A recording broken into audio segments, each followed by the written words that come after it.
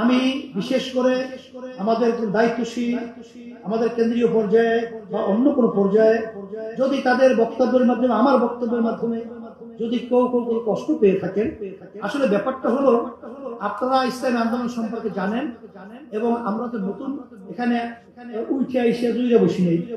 এই কাজ করতে গেলে মাঠে ময়দানে কিছু ভুল হতেই পারে, কিছু বক্তব্যের ভিতরে বিতর্ক জন্ম হতেই পারে।